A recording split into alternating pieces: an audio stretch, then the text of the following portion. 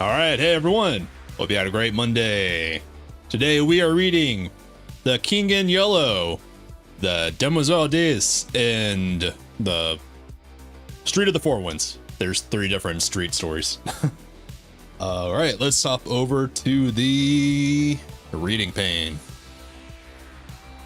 Turn off turbo. Get the music going. Get a sip of tea. All right. Let's go ahead and get started with who the hell wrote this? I forget. Done forgot my titles. Books. King in Yellow. R.W. Chambers. Written at the end of the 19th century. Towards around about then. We are starting with Demoiselle, one of the shorter stories of The King in Yellow. And after that, I'm assuming we'll have time to get to the other story because they're both fairly short. We can get them both in an hour. But we are starting with Demoiselle, where I'm going to butcher a lot of French because the author is a Francophile. All right. I need to turn that music so I can hear myself. That would be good. Okay. Let us begin the tyranny of French. Mais je crois que je suis descendu en puis ténébreux en queue de soit. Heraclitus? Estre rate caché. I have no idea what I just said, if I said that right at all. There be 3 things which are too powerful for me, yea, 4 which I know not. The way of an eagle in the air, the way of the serpent upon a rock, the way of a ship in the midst of the sea, and the way of a man with a maid. Part 1.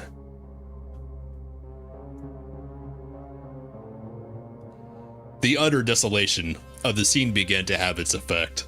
I sat down to face the situation and, if possible, forgot my glasses. There we go. Now I can see. And, if possible, recall to mind some landmark which might aid me in extricating myself from my present position. If I could only find the ocean again, all would be clear, for I knew one could see the island of Groix from the cliffs. I laid down my gun, and kneeling behind a rock lighted a pipe. Then I looked at my watch. It was nearly 4 o'clock. I might have wandered far from Kerselec since daybreak. Standing the day before on the cliffs below Kerselec with Golden, looking out over the somber moors among which I had now lost my way. These downs had appeared to me level as a meadow, stretching to the horizon, and although I knew how deceptive is distance, I could not realize that what from Kerselec seemed to be mere grassy hollows were great valleys covered with gorse and heather. Heather? Yeah, that's called heather. And what looked like scattered boulders were in reality enormous cliffs of granite. It's a bad place for a stranger, old Golvin had said. You'd better take a guide. And I had replied, I shall not lose myself. Now I knew that I had lost myself. As I sat there smoking, with the sea wind blowing in my face, on every side stretched the moorland, covered with flowing gorse and heath and granite boulders. There is not a tree in sight, much less a house. After a while, I picked up the gun, and turning my back on the sun, tramped on again. There was little use in following any of the bawling streams, which every now and then crossed my path, for instance. For, instead of flowing into the sea, they ran inland to reedy pools in the hollows of the moors. I had followed several, but they all led me to the swamps or silent little ponds from which the snipe rose peeping, and wheeled away in the ecstasy of fright. I began to feel fatigued, and the gun galled my shoulder in spite of the double pads. The sun sank lower and lower, shining level across the yellow gorse in the moorland pools. Random fun tidbit, the snipe is a little tiny bird. I think like a finch, kind of. I forget if it's native to Africa or India, but British huntsmen would used to go hunting snipes, and that's where the term sniper came from. Just random crap I picked up over the years. Moving on. As I walked, my own gigantic shadow led me on, seeming to lengthen at my every step. But the gore scraped against my leggings, crackled beneath my feet, showered the brown earth with blossoms, and brake-bowed my billowed along my path. In the brake bowed and billowed along my path. I'm not quite sure what that means. No. From tufts of heath, rabbits scurried away through the bracken, and among the swamp grass I heard the wild duck's drowsy quack. Quack. Once a fox stole across my path, and again, as I stooped to drink at a hurrying rill, a heron flapped heavily from the reeds beside me. I turned to look at the sun. It seemed to touch the edges of the plain, when at last I decided that it was useless to go on, and that I must make up my mind to spend at least one night on the moors. I threw myself down, thoroughly gentlemaned out. That's my censoring there. You can guess what that was. The evening sunlight slanted warm across my body, but the sea winds began to rise, and I felt a chill strike through me from my wet shooting boots. High overhead gulls were wheeling and tossing like bits of white paper. From some distant marsh, a solitary curlew called. Little by little, the sun sank into the plain, and the zenith flushed with the afterglow. I watched the sky change from the palest gold to pink, and then to smoldering fire. Clouds of midges danced above me, and then as I shook off the drowsiness, a sudden crash among the bracken aroused me. I raised my eyes. A great bird hung quivering in the air above my face. For an instant I stared, incapable of motion. Then something leaped past me into the ferns, and the bird rose, wheeled, and pitched headlong into the brake.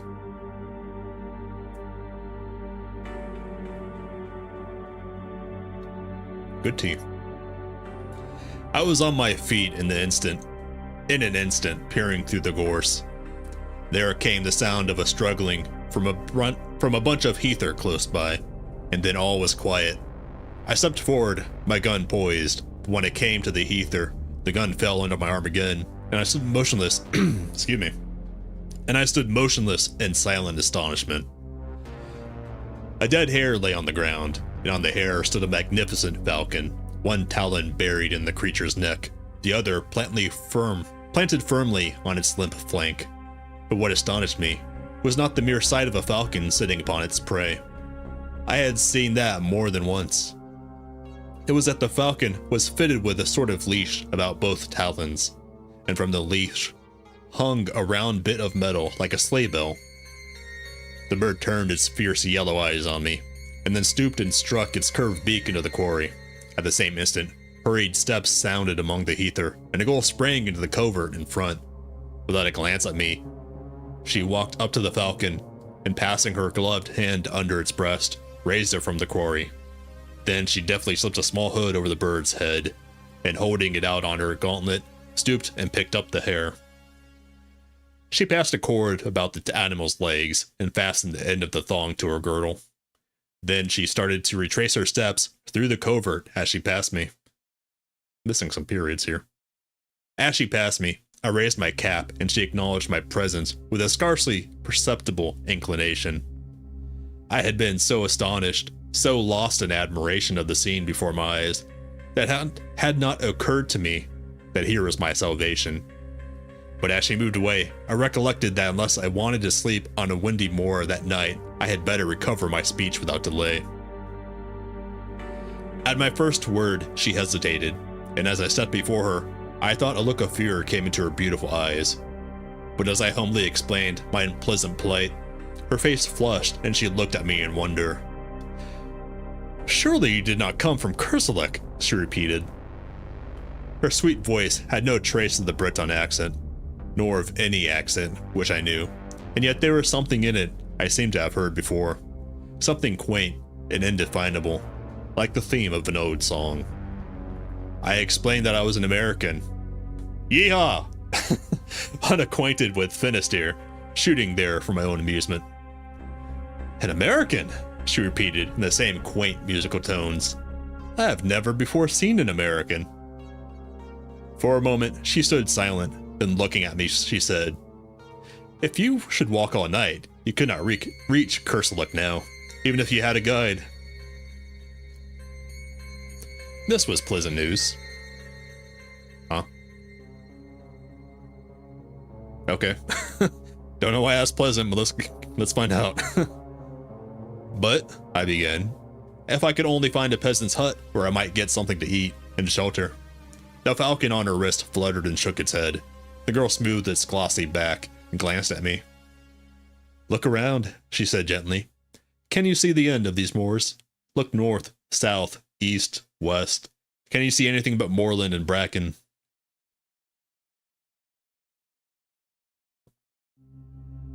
No, I said. The moor is wild and desolate. It is easy to enter, but sometimes they who enter never leave it. There are no peasants' huts here. Well, I said, if you will tell me which direction Kerseluk lies, tomorrow it will take me no longer to go back than it has to come. She looked at me again with an expression almost like pity. Ah, she said, to come is easy and takes hours. To go is different. It may take centuries. I stared at her in amazement, but decided that I had misunderstood her. Then, before I had time to speak, she drew a whistle from her belt and sounded it. Sit down and rest, she said to me. You have come a long distance and are tired. She gathered up her pleated skirts and motioning me to follow, picked her dainty way through the gorse to a flat rock among the ferns. They will be here directly, she said, and taking a seat at one end of the rock, invited me to sit down on the other edge. The afterglow was beginning to fade in the sky, and a single star twinkled faintly through the rosy haze. A long wavering triangle of waterfowl drifted southward over our heads, and from the swamps around Plover were calling. They are very beautiful, these moors, she said quietly. Beautiful, but cruel to strangers, I answered. Beautiful and cruel, she repeated dreamily. Beautiful and cruel. Like a woman, I said stupidly. Yeah, no shit. Oh, she cried with a little catch in her breath and looked at me. Her dark eyes met mine, and I thought she seemed angry or frightened. Like a woman, she repeated under her breath. How cruel to say so. Then after a pause, as I was speaking aloud to herself, how cruel for him to say that. I don't know what sort of an apology I offered for my inane, though harmless speech, but I know that she seemed so troubled about it that I began to think I had said something very dreadful without knowing it. I remembered with horror the pitfalls and snares which the French language sets for foreigners. While I was trying to imagine what I might have said, a sound of voices came across the moor, and the girl rose to her feet. No, she said with a trace of a smile on her pale face. I will not accept your apologies, monsieur, but I must prove you wrong, and that shall be my revenge. Look, here comes Hastur and Raoul. Two men loomed up in the twilight. One had a sack across his shoulders. And the other carried a hoop before him as a waiter carries a tray. The hoop was fastened with straps to his shoulders, and around the edge of the circlet sat 3 hooded falcons fitted with tinkling bells.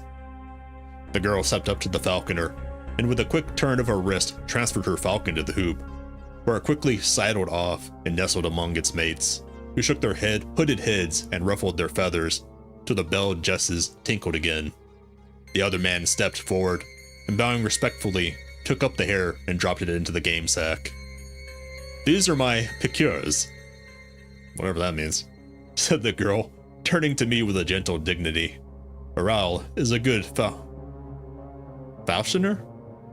Falconia?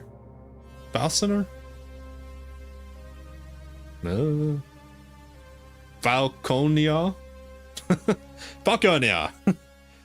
Oh, that sounds bad. Falconer. I'll just say Falconer instead of Falconer. Whatever I just said. Falconer, and I shall someday make him a grand vizier.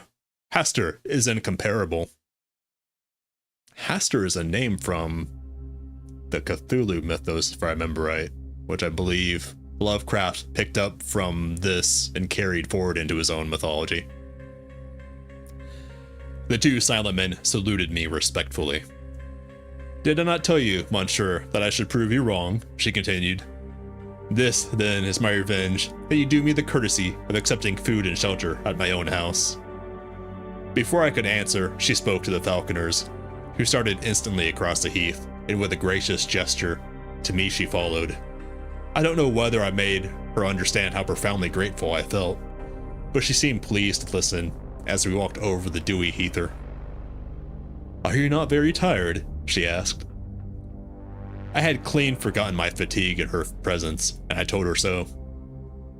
"Don't you think your gallantry is a little old-fashioned?" she said, and when I looked confused and humbled, she added quietly, "Oh, I like it.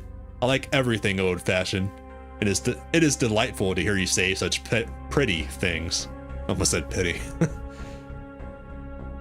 The moorland around us was very still now under its ghostly sheet of mist. The plovers had ceased their calling. The crickets and all the little creatures of the fields were silent as we passed.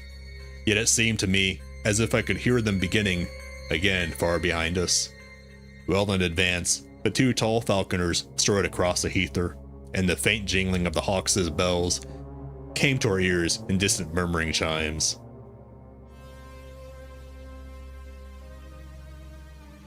Suddenly, a splendid hound dashed out of the mist in front, followed by another and another, until a half dozen or more were bounding and leaping around the girl beside me. She caressed and quieted them with her gloved hand, speaking to them in quaint terms which I remember to have seen in old French manuscripts.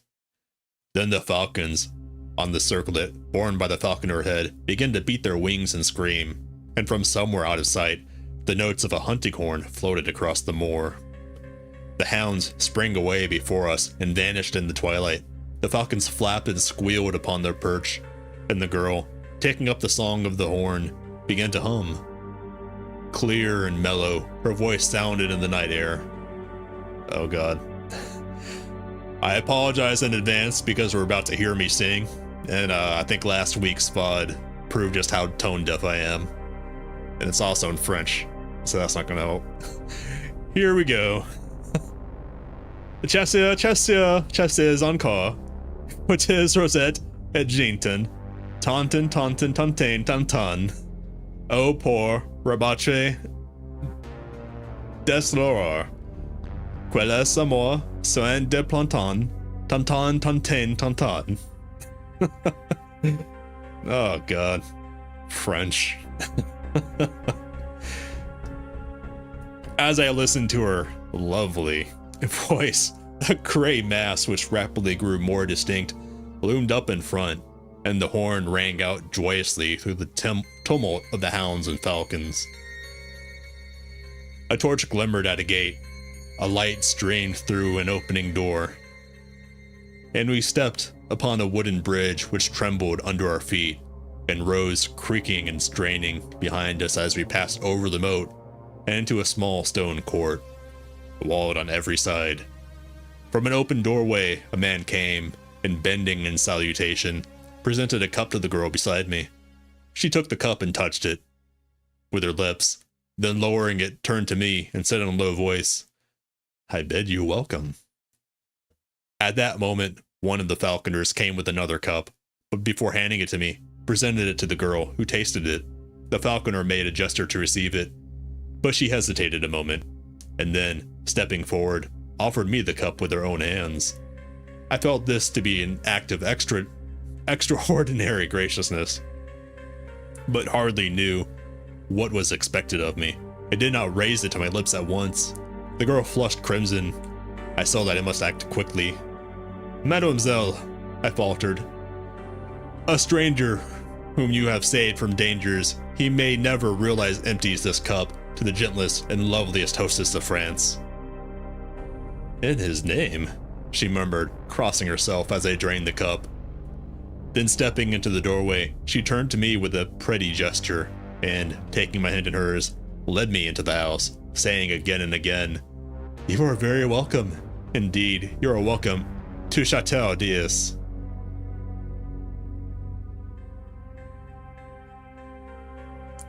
Part 2.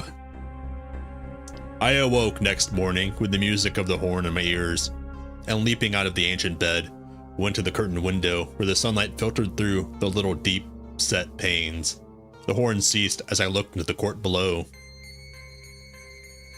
A man who might have been brother to the 2 falconers of the night before stood in the midst of the pack of hounds. A curved horn was strapped over his back, and in his hand he held a long-lashed whip.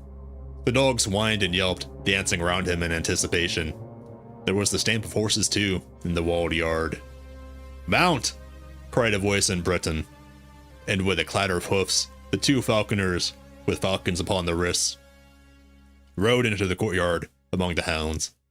Then I heard another voice which sent the blood throbbing through my heart. "Perot, Lewis! Hunt the hounds well, and spare neither spur nor whip. Though Rao and thou Gaston, see that the Epervia does not prove himself, yes, and if it be best in your judgment, if it's courtese aloso, jardina un oiso," something about a gardener, "like the moi, there on Hastur's wrist, it is not difficult, but thou, Rao, mayest not find it so simple to govern that haggard. Twice last week he foamed avif and lost the bicud. Although he is used to the lure, the bird acts like a stupid branchier. Patreon haga nest passe facile. Was I dreaming? The old language of falconry, which I had read in yellow manuscripts, the old forgotten French of the Middle Ages, was sounding in my ears while the hounds bayed and the hawk's bells tinkled accompaniment. To the stamping horses, she spoke again in the sweet forgotten language. "If you would rather attach the longe and leave thy haggard obloque, Raoul, I shall say nothing, for it were a pity to spoil so fair a day's sport with an ill-tempered sauce. Asemera bessa, it is possibly the best way. Calue dana des rens. I was perhaps hasty with the bird. It takes time to pass a la filia. In the exercises, a diascap." I don't know if I'm saying that right. I'm just guessing. Doing my best bad French accent. Then the falconer Rao bowed in his stirrups and replied, "If it be the pleasure of Mademoiselle, I shall keep the hawk." "It is my wish," she answered. "Falconry I know, but you have yet to give me many a lesson in atorsere, my poor Rao. Sieur Pierre Louis mount." The huntsman sprang to the archway and in an instant returned, mounted upon a strong black horse, followed by a picura also mounted. "Ah," she cried joyously.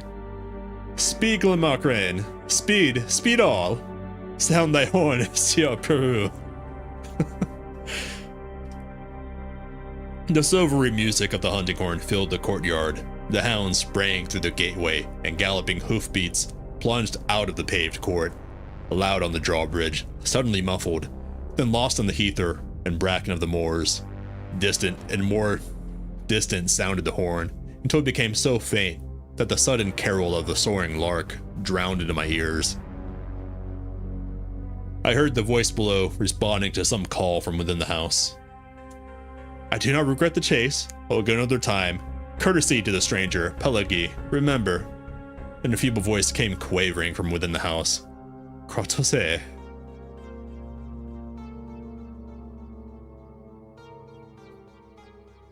I stripped and rubbed myself from head to foot in the huge earthen basin of icy water which stood upon the stone floor at the foot of my bed. Then I looked about for my clothes. They were gone, but on a settle near my door lay a heap of garments which I inspected with astonishment. As my clothes had vanished, I was compelled to attire myself in the costume which had evidently been placed there for me to wear while my own clothes dried. Evidently everything was there. Yeah, everything was there. Cap, shoes, and hunting doublet of silvery gray homespun, but the close-fitting costume and seamless shoes belonged to another century, and I remembered the strange costumes of the 3 falconers in the courtyard. I was sure that it was not the modern dress of any portion of France or Brittany, but not until I was dressed and stood before a mirror between the windows did I realize that I was clothed much more like a young huntsman of the Middle Ages than like a Briton of that day. I hesitated and picked up the cap. Should I go down and present myself in that strange guise? There seemed to be no help for it. My own clothes were gone, and there was no bell in the ancient chamber.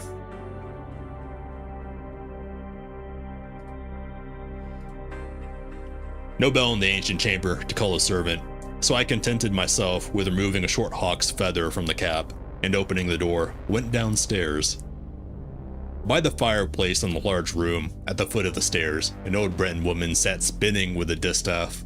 She looked up at me when I appeared, and smiling frankly, wished me health in the Breton language, to which I laughingly replied in French. At the same moment, my host disappeared, and returned my salutation with a grace and dignity that sent a thrill to my heart. Her lovely head, with its dark curly hair, was crowned with a headdress which set all doubts as to the epoch of my own costume at rest. Her slender figure was exquisitely set off in the homespun hunting gown edged with silver, and on her gauntlet-covered wrist she bore one of her petted hawks. With perfect simplicity, she took my hand and led me into the garden in the court, and seating herself before a table, invited me very sweetly to sit beside her. Then she asked me in her soft, quaint accent how I had passed the night, and whether I was very much inconvenienced by wearing the clothes which old Pelagi had put there for me while I slept. I looked at my own clothes and shoes, drying in the sun by the garden wall, and hated them. What horrors they were compared with this graceful costume which I now wore. I told her this laughing, but she agreed with me very seriously.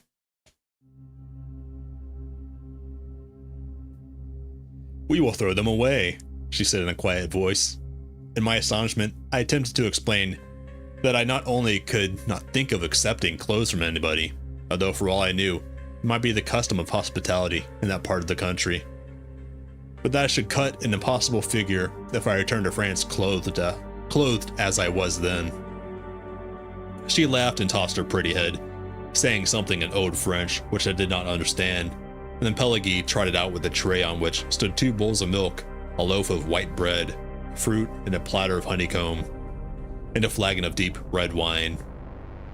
"You see, I have not yet broken my fast because I wished you to eat with me, but I am very hungry," she smiled.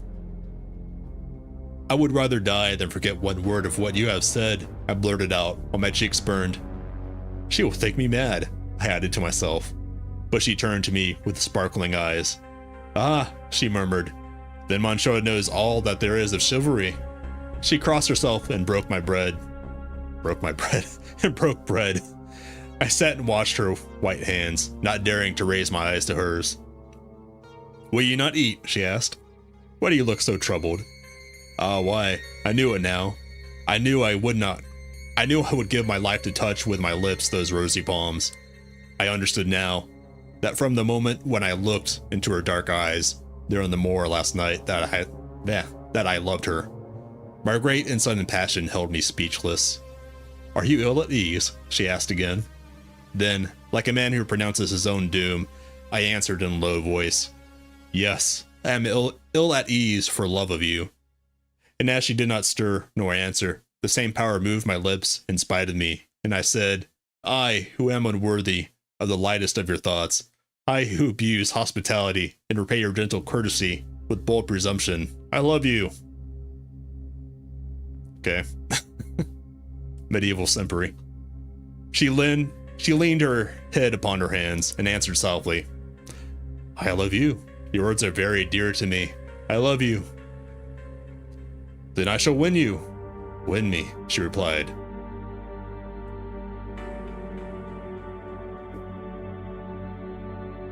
But all the time I had been sitting silent, my face turned toward her. She, also silent, her sweet face resting on her upturned palm, sat facing me, and as her eyes looked into mine, I knew that neither she nor I had spoken human speech, but I knew that her soul had answered mine, and I drew myself up feeling youth and joyous love coursing through every vein. She, with a bright color in her lovely face, seemed as one awakened from a dream, and her eyes sought mine with a questioning glance, which made me tremble with delight. We broke our fast, speaking of ourselves. I told her my name, and she told me hers. The Demoiselle Jean Diaz. Again, no idea if I'm saying that right. She spoke of her father and mother's deaths, and how 19 of her years had been passed on the little fortified farm, alone with her nurse Pelagie, Limerick Reen, the Piqueur, and the 4 falconers, Raoul, Gaston, Hastur, and the Sire Pierre Louis, who had served her father. She had never been outside the moorland, never even had seen a human soul before, except the falconers and Pelagie. She did not know how she had heard of Kerslake. Perhaps the falconers had spoken of it. She knew the legends of the Loup Garou and Jean Laflamme from her nurse Pelagie. She embroidered and spun flax. Her hawks and hounds were her only distraction. When she had met me there on the moor, she had been so frightened that she had almost dropped at the sound of my voice. She had, it was true, seen ships at sea from the cliffs, but as far as the eye could reach, the moors over which she galloped were destitute of any sign of human life. There was a legend which old Pelagie told of anybody once lost in the unexplored moorland might never return, because the moors were enchanted. She did not know whether it was true. She never had thought about it until she met me. She didn't know whether the falconers had even been outside, or whether they could go if they would. The books in the house, which Pelagie, the nurse, had taught her to read, were hundreds of years old. All this she told me with a sweet seriousness seldom seen in any one but children. My own name she found easy to pronounce, and insisted, because my first name was Philip, I must have French blood in me. She did not seem curious to learn anything about the outside world, and I thought perhaps she considered it had forfeited her interest and respect from the stories of her nurse. We were still sitting at the table, and she was throwing grapes to the small field birds, which came fearlessly to her very feet. I began to speak in a vague way of going, but she would not hear it, and before I knew it, I had promised to stay a week and hunt with hawk and hound in her company. I also obtained permission to come again from Kerslake and visit her after my return. Why? She said innocently. I do not know what I should do if you never come back. And I, knowing that I had no right to awaken her with sudden shock, which the avowal of my own love would bring her, sat silent, hardly daring to breathe. You will come very often, she asked. Very often, I said. Every day? Every day. Oh, she sighed. I am very happy. Come and see my hawks. She rose and took my hand again with a childlike innocence of possession, and we walked through the garden and fruit trees to a grassy lawn, which was bordered by a brook. Over the lawn were scattered 15 or 20 stumps of trees, partially embedded in the grass. And upon all of these except 2 sat falcons. They were attached to the stumps by thongs, which were in turn fastened with steel rivets to their legs just above the talons. A little stream of pure spring water flowed in a winding course within easy reach of each perch.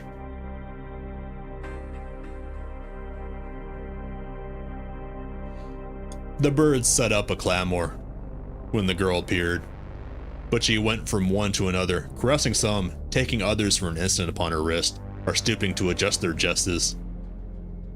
Are they not pretty? She said. See, here's a falcon gentil.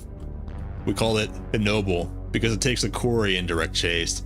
This is a blue falcon, and falconry, we call it noble because it rises over the quarry, and wheeling, drops upon it from above. This white bird is a gerfalcon from the north. It is also noble. Here is a merlin, and this tiercelet is a falcon heroner. I asked her how she had learned the old language of falconry. She did not remember, but thought her father must have taught it to her when she was very young. Then she led me away and showed me the young falcons still in the nest. They are termed neas in falconry, she explained. A branchier is the young bird, which is just able to leave the nest and hop from branch to branch. A young bird, which is not yet molted, is called a source, and a moi is a hawk, which has molted in captivity. When we catch a wild falcon, which has changed its plumage, we call it a haggard. Ral first taught me to dress a falcon. Shall I teach you how it is done? She seated herself on the bank of the stream among the falcons, and I threw myself at her feet to listen. Then the Demoiselle held up one rosy-tipped finger and began very gravely. First, one must catch the falcon. I am caught, I answered. She laughed very prettily and told me my dressage would perhaps be difficult, as I was noble. I am already tamed, I replied, just in build. She laughed, delighted. Oh, my very falcon, then you will return at my call? I am yours, I answered gravely. She sat silent for a moment, then the color heightened in her cheeks, and she held up her finger again, saying, Listen, I wish to speak of falconry. I listened, Countess Giandias. But again, she fell into the reverie, and her eyes seemed fixed on something beyond the summer clouds. Philip, she said at last. Jean, I whispered. That is all. That is what I wished, she sighed. Philip and Jean. She held her hand toward me, and I touched it with my lips. Win me, she said. But this time, it was the body and soul which spoke in unison. After a while, she began again. Let us speak of falconry. Begin, I replied. We have caught the falcon. Then Giandias took my hand in both of hers, and told me how with infinite patience the young falcon was taught to perch upon the wrist, how little by little it became used to the belled jesses and the chaperon à cornet. They must first have a good appetite, she said, and little by little I reduced their nourishment, which in falconry we call pat. When after many nights passed a block, as these birds are now, I prevailed upon the haggard to stay quietly on the wrist. Then the bird is ready to be taught to come for its food. I fix the pot to the end of the thong, or lure, and teach the bird to come to me as soon as I begin to roll the cord in circles about my head. At first I drop the pat when the falcon comes and he eats the food on the ground. After a little, he will learn to seize the lure in motion as I roll it about my head or drag it over the ground. After this, it is easy to teach the falcon to strike at game. Always remembering to faire courtoisie à l'oiseau, that is, to allow the bird to taste the quarry. A squeal from one of the falcons interrupted her, and she arose to adjust the longe, which had become whipped about the block, but the bird still flapped its wings and screamed. What is the matter? She said. Philip, can you see? I looked around and at first saw nothing to cause the commotion, which was now frightened by the screams and flapping of all the birds. Then my eye fell upon a flat rock beside the stream, from which the girl had risen. A gray serpent was moving slowly across the surface of the boulder, and the eyes in his flat, triangular head sparkled like jet. A coulever, she said quietly. It is harmless, is it not? I asked. She pointed to the black V-shaped figure on the neck. It is certain death, she said. It is a viper. We watched the reptile moving slowly over the smooth rock to where the sunlight fell in a broad, warm patch. I started forward to examine it, but she clung to my arm, crying, Don't, Philip, I am afraid. For me? For you, Philip. I love you. Then I took her in my arms and kissed her on the lips, but all I could say was, Jean, Jean, Jean. And as she lay trembling on my breast, something struck my foot in the grass below, but I did not heed it. Then something again struck my ankle, and a sharp pain shot through me. I looked into the sweet face of Giandias and kissed her, and with all my strength lifted her into my arms and flung her from me. Then, bending, I tore the viper from my ankle and set my heel upon its head. I remember feeling weak and numb. I remember falling to the ground. Through my slowly glazing eyes, I saw Jean's white face bending close to mine. And then the light in my eyes went out. I still felt her arms about my neck, her soft cheek against my drawn lips. When I opened my eyes, I looked around in terror. Jean was gone. I saw the stream but the hawks and blocks had disappeared. I sprang to my feet. The garden, the fruit trees, the drawbridge, the walled court were gone. I stared stupidly at a heap of crumbling ruins. Ivy covered in gray, through which great trees had pushed their way. I crept forward, dragging my numbed foot, and as I moved, a falcon sailed from the treetops among the rooms, and soaring, mounting in narrowing circles, faded and vanished in the clouds above. "Jean, Jean," I cried, but my voice died on my lips, and I fell on my knees among the weeds, and as God willed it, I, not knowing, had fallen kneeling before a crumbling shrine carved in stone for our Mother of Sorrows. I saw the sad face of the Virgin wrought in the cold stone. I saw the cross and thorns at her feet, and beneath it I read, "Pray for the soul of Demoiselle Jean Diaz, who died in her youth for love of Philip, a stranger, after death, 1573. But upon the icy slab lay a woman's glove, still warm and fragrant." That was Demoiselle Diaz, part of The King in Yellow. I keep wanting to say Yellow King. Bit of a love story. A Francophile love story. But it's fun. I enjoy how it goes back and forth from giving the narrative straight and also leaving clues that not everything is as it seems throughout it. But now we're moving on to a shorter one, The Street of the Four Winds. I had read the Demoiselle before. I have not read this one, I don't think. I think I got burned out on this book before I got to this one. And I got burned out on the Francophile. But let us get started with more terrible French pronunciation with The Street of the Four Winds. Ferme-toi à demain. Crosse tes bras sur ton sein et de ton cœur endormi. Chasse à jamais ta descend. Je chante la nature, les étoiles du soir, les lames du matin, les couches de soleil à l'horizon lointain, les cieux qui parlent au cœur d'existence future. Do they not have a word for future in French? I have to look that up. Is there not a word for future in French? English to French reverso, because it's way better than Google Translate. Future. They do have a word for future. It's l'avenir or just future without the E. Okay, fine. He forgot to take off the E. Whatever. Moving on to part one.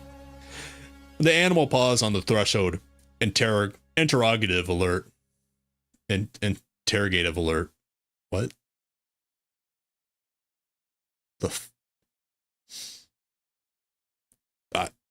I have to move on. I can't parse that. Ready for flight if necessary. Severn laid down his pallet and held out a hand of welcome. The cat remained motionless, her yellow eyes fastened upon Severn. "Puss," he said in his low, pleasant voice. "Come in." The tip of her thin tail twitched uncertainly. "Come in," he said again. Apparently, she found his voice reassuring, for she slowly settled upon all fours, her eyes still fastened upon him, her tail tucked under her gaunt flanks. He rose from his easel, smiling. God, another French artist. Damn it. This is why I got burned out. If he's chain smoking in a studio apartment, I might just quit the story. Where was I? He rose from his easel, smiling. She eyed him quietly, and when he walked toward her, she watched him bend above her without a wince. Her eyes followed his hand until it touched her head, and then she uttered a ragged mew.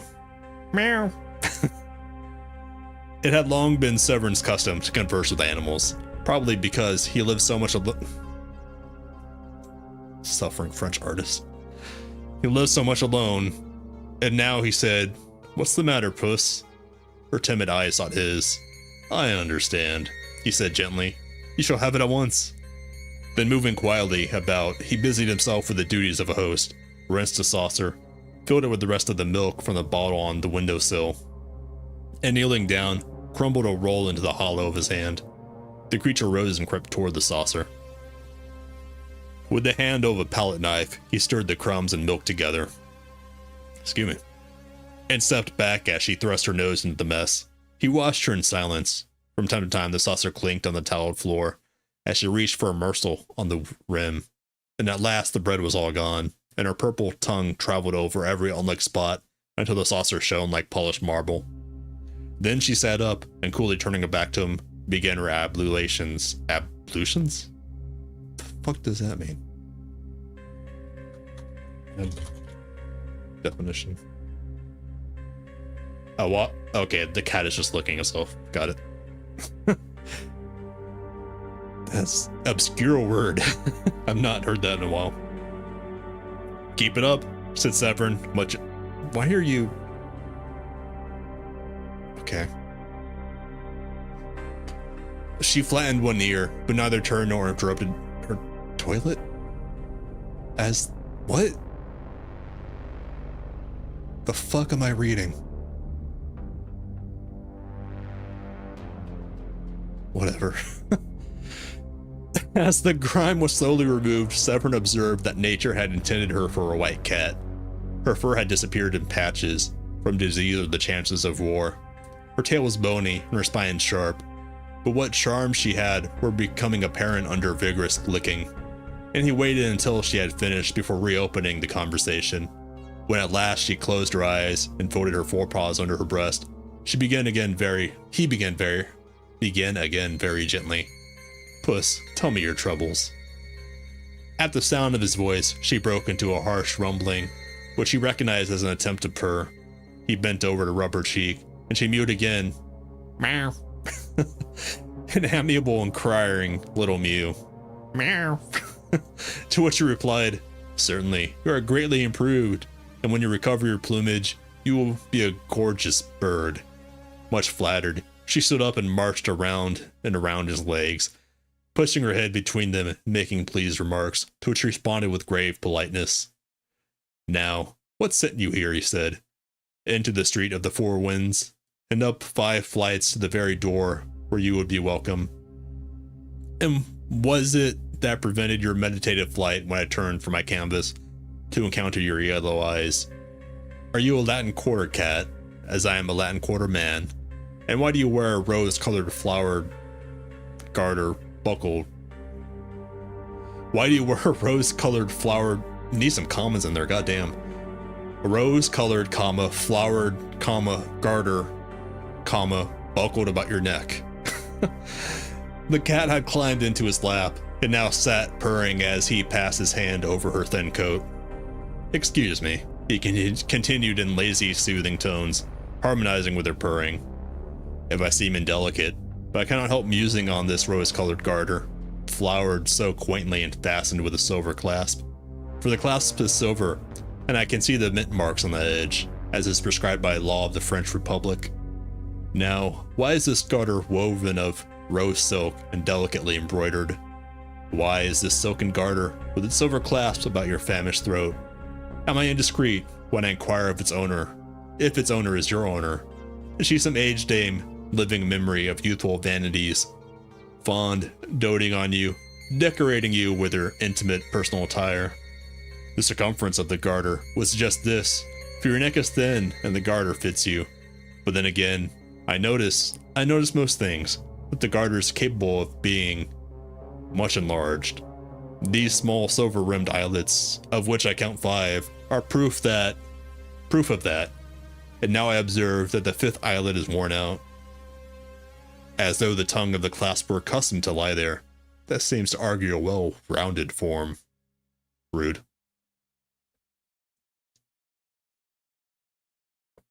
The cat curled her toes in contentment. The street was very still outside. He murmured on. Why should your mistress decorate you with an article most necessary to her at all times? Anyway, at most times, how did she come to slip this bit of silk and silver about your neck? Was it the caprice of the moment, when you, before you had lost your pristine plumpness, rude, marched singing into her bedroom to bid her good morning. Of course, she sat up among the pillows, her coiled hair tumbling to her shoulders, as you sprang upon the bed purring, "Good day, my lady." Oh, it is very easy to understand. He yawned, resting his head on the back of the chair. The cat still purred, tightening and relaxing her padded claws over his knee. "Shall I tell you all about her, cat? She is very beautiful, your mistress," he murmured drowsily, and her hair is heavy as burnished gold. "I could paint her, not on canvas, for I should need shades and tones and hues and dyes more splendid than the iris of a splendid rainbow." Excuse me. "I can only paint her with closed eyes, for in dreams alone can such colors as I need be found.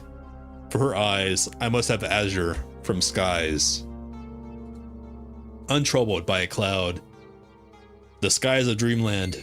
For her lips, roses from the palaces of slumberland, and for her brow, snowdrifts from mountains which tower in fantastic pinnacles to the moons."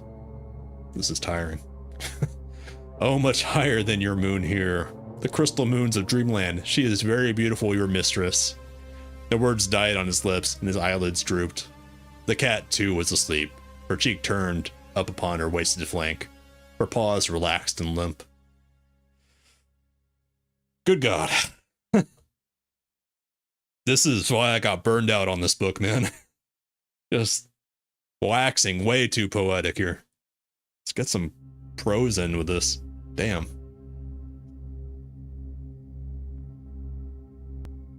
Part 2.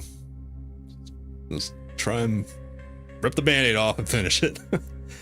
"It is fortunate," said Severn, sitting up and stretching, "that we have tided over the dinner hour, for I have nothing to offer you for supper but what may be purchased with 1 silver franc." The cat on his knee rose, arched her back, yawned, and looked up at him. "What shall it be? A roast chicken with salad? No? Possibly you prefer beef? Of course, and I shall try an egg with some white bread. Now for wines. Milk for you? Good. I shall take a little water, fresh from the wood." What? Oh, fresh stream water. Got it. With a motion toward the bucket in the sink. Fresh stream water, the freshest bottled water, straight from the tap.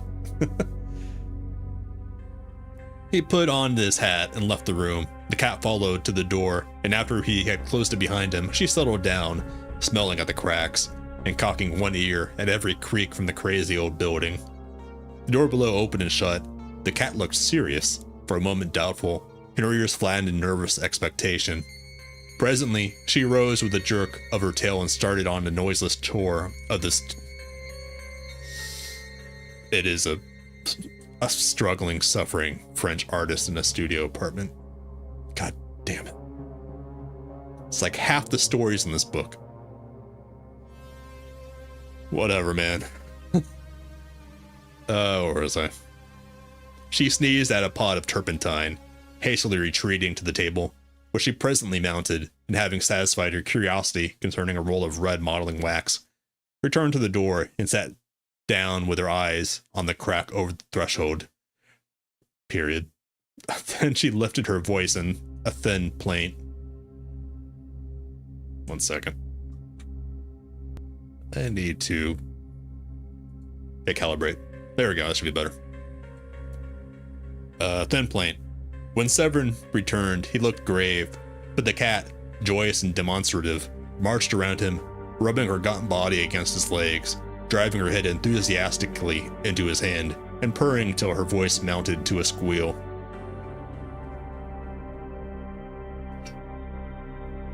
He placed a bit of meat, wrapped in brown paper, upon the table, and with a penknife cut it into shreds. The milk he took from a bottle, which had served for medicine, and poured it into the saucer on the hearth. The cat crouched before it, purring and lapping at the same time. He cooked his egg and ate it with a slice of bread, watching her busy with the shredded meat. And when he had finished and had filled and emptied a cup of water from the bucket in the sink, he sat down, taking her into his lap, where she at once curled up and began her toilet. It's licking herself. Okay. Weird word for it. He began to speak again, touching her caressingly at times by way of emphasis. Cat, I have found out where your mistress lives. It is not very far away. It is here, under the same lakey roof, but in the north wing, which I had supposed was uninhabited. My janitor tells me this. By chance, he is almost sober this evening. Almost. The butcher on the Rue de Seine, where I bought your meat, knows you. And old Cabane the baker identified you with needless sarcasm. They tell me hard tales of your mistress, which I shall not believe. They say she is idle and vain and pleasure-loving. They say she is harebrained and reckless. The little sculptor on the ground floor, who is buying rolls from old Cabane, spoke to me tonight. For the first time, although we have always bowed to each other, he said she was very good and very beautiful. He has only seen her once and does not know her name. I thanked him.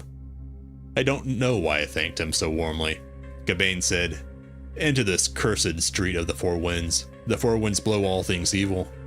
The sculptor looked confused, but when he went out with his rolls, he said to me, I am sure, monsieur, that she is as good as she is beautiful.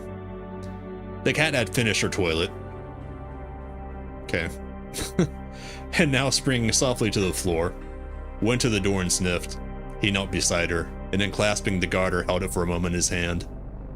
After a while, he said, There is a name engraved upon the silver clasp beneath the buckle. It is a pretty name. Sylvia Elvin. That's pretty. Yeah. Sylvia is a woman's name. Elvin is the name of a town. Well, this was before Tolkien, so elves probably weren't as mainstream for people to know as like a mythology term. So yeah, that makes sense that Elven would be just the name of the town to him. That tracks, okay. Carrying on. In Paris, in this quarter above all, in this street of the Four Winds, names are worn and put away as the fashions change with the seasons. I know the little town of Elven, for there I met fate face to face, and fate was unkind. But do you know that in Elven, fate had another name? That name was Sylvia. He replaced the garter and stood up looking down at the cat crouched before the closed door. The name of Elven has a charm for me. It tells me of meadows and clear rivers. The name Sylvia troubles me like perfume from dead flowers. The cat mewed. Meow. Yes, he said soothingly. I'll take you back. Your Sylvia is not my Sylvia. The road is wide, and Elven is not unknown. Yet in the darkness and filth of poorer Paris, in the sad shadows of this ancient house, these names are very pleasant to me.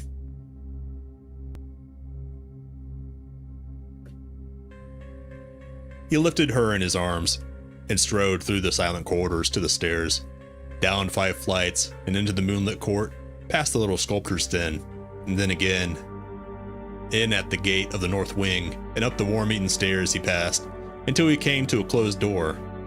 When he had stood knocking for a long time, something moved behind the door. It opened and he went in. The room was dark. As he crossed the threshold, the cat sprang from his arms into the shadows. He listened but heard nothing. The silence was oppressive, and he struck a match. At his elbow stood a table, and on the table a candle and a gilded candlestick. This he lighted, then looked around. The chamber was vast. Candles produce so little light, you would not be able to light a vast chamber with it. Moving on. Where is it? Vast? The chamber was vast, the hangings heavy with embroidery. Over the fireplace, toward a carved mantel, gray with the ashes of dead fires. In a recess by the deep-set windows stood a bed, from which the bedcloths, soft and fine as lace, trailed to the polished floor. He lifted the candle above his head. A handkerchief lay at his feet. It was faintly perfumed. He turned toward the windows. In front of them was a canapé, and over it were flung, pell-mell, a gown of silk, a heap of lace-like garments, white and delicate as spider's meshes, long, crumpled gloves, and on the floor beneath, the stockings, the little pointed shoes, and one garter of rosy silk, quaintly flowered and fitted with a silver clasp. Wondering, he stepped forward and drew the heavy curtains from the bed. For a moment, the candle flared in his hand. Then his eyes met 2 other eyes, wide open, smiling, and the candle flame flashed over the hair, heavy as gold. She was pale, but not as white as he. Her eyes were untroubled as a child's, but he stared, trembling from head to foot, while the candle flickered in his hands. At last he whispered, "Sylvia, it is I." Again he said, "It is I." Then, knowing that she was dead, he kissed her on the mouth. Bleh. And through the long watches of the night, the cat purred on his knee, tightening and relaxing her padded claws, until the sky paled above the Street of the Four Winds. That was the Street of the Four Winds, and the Demoiselle, part of The King in Yellow by R.W. Heck, what was his name? R.W. Chambers. There we go. It's Francophile. It can be hard to push through his Francophile sometimes, because a lot of the stories involve suffering artists in Paris in studio apartments, struggling with their art. It's a thing. It's annoying. These were more romance centric than I remembered the first one being, and this is the first time I read this one. They're neat. I don't often read romance, so that was neat. It's also mixed in horror. Just because of the overlaying themes of this book, I kind of expected this end for the Street of the Four Winds. I also almost expected a reference to In the Court of the Dragon. But I guess that's just a completely separate story. But tomorrow we will be continuing playing the... What the fuck was that game's name? Nobody Wants to Die. Tomorrow we will continue Nobody Wants to Die. And Wednesday as well, depending on how far we get. I keep feeling like we're almost done with the game, but it keeps going on. So we're going to play it Tuesday and Wednesday, and probably with those 2 hours of gameplay we'll finish it. If not, I'll probably just stream it this weekend. I keep saying that, this time I actually will. Just to finish it off this weekend if it's not done by then. And then Thursday is Helldiver's Quest, Drop 7, where we are... What was the vote? I'm pretty sure the vote was going towards a Thief training facility to start extracting. But that is it for tonight. I hope you all have a fantastic Tuesday. And I will see you tomorrow, 1:30 a.m. Eastern. Take care, everyone.